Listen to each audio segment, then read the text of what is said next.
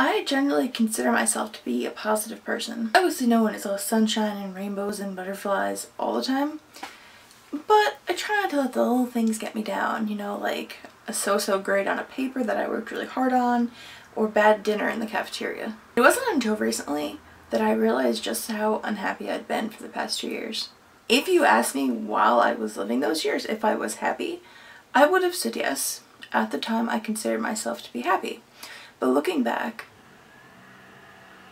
then versus how I am living now, there is a distinct difference in happiness level. With the exception of my first semester in college, when everything was new and novel and wonderful, I think this semester is the happiest I've ever been since I've been here.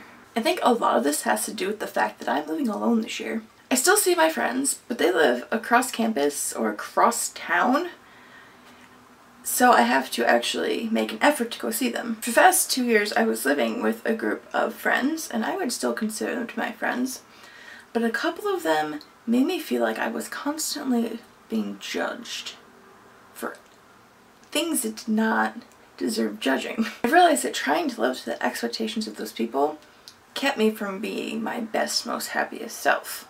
I'm not saying that these people are awful people. They don't like kick puppies or anything. But it's kind of like, I haven't seen Mean Girls, but I feel like it's like a less severe Mean Girls from what I understand of Mean Girls. I mean, the roommate I used to have is absolutely wonderful. None of these problems are with her. If she ever sees this like 5 years in the future, you were not the problem.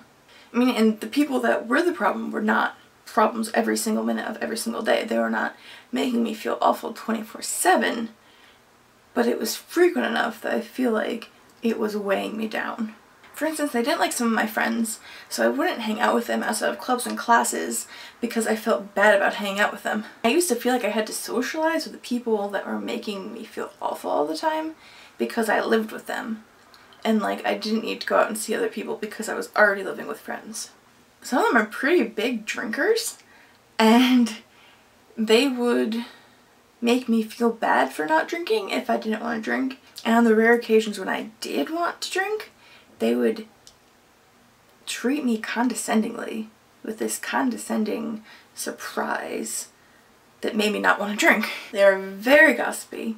I let myself be drawn into that. I did feel guilty about doing it sometimes. A lot of these things were subconscious, but I felt like I had to do them to be included.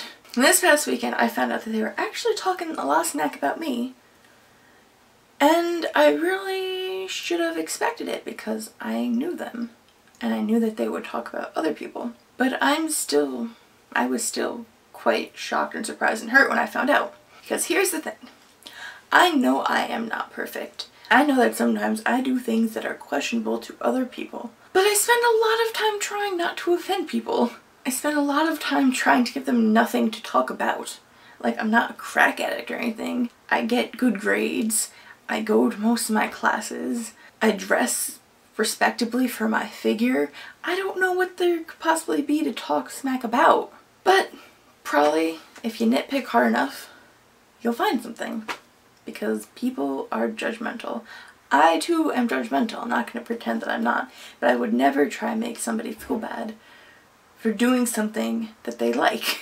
And if you manage to find something about me you don't like, I would rather you come to me and say, Crystal, cosplay is stupid and childish. I think you're an idiot for doing that. Or, Crystal, I really don't want to hear another story about how they broke the copy machine again at your job because I don't care. And that's fine. I don't expect people to care about everything I say. But at least when you come to me with it, we can mutually share our problems.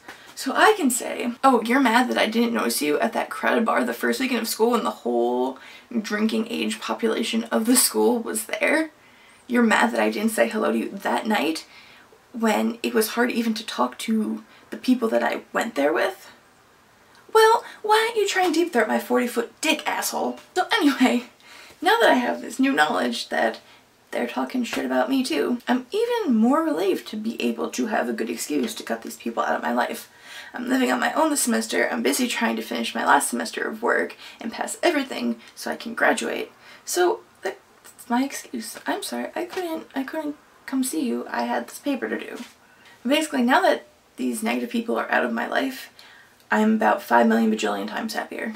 I'm way more content. I can come and go as I please. I can have friends over if I want, or I can go see my friends if I want and not feel bad about it. I was already perfectly comfortable going to like dinner alone at the cafeteria or going to see a play alone. But now it's even better because I don't have to ask anyone to go to these places with me. If you live with somebody, you have to be like, hey, listen, Crystal, I'm going to see the musical theater club show.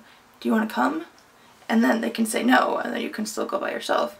I was afraid that living by myself would actually make me really reclusive and make me regress to this really depressive state that I went into my second semester of my freshman year. But I am happy as shit, man. I seem to have achieved some sort of inner peace and kind of had this sense of, I should have done this a long time ago. It's funny how having ladybugs crawling all over my window on a sunny, beautiful fall day can make me feel like everything's gonna be okay and everything will end the way it's supposed to be, even if I'm stuck inside writing a paper about a Whitman poem.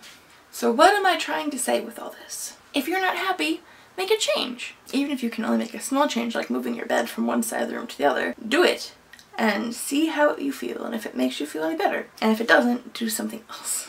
Cut as many negative people out of your life as you possibly can. You cannot always get rid of everyone, but there's probably some people you can drop. And basically, you should just live for yourself to the greatest extent that you can. Obviously, you might have to keep some things in your life that make you unhappy, at least for now, like a bad job or a class you don't like. But it is possible to make changes to make yourself happier. And if you try even just a little, I think that you can find your way to happiness. Which is really preachy and cheesy, but I think that's true. Sorry for the cornball video. So thank you for watching, and I will see you again next time. And peace out.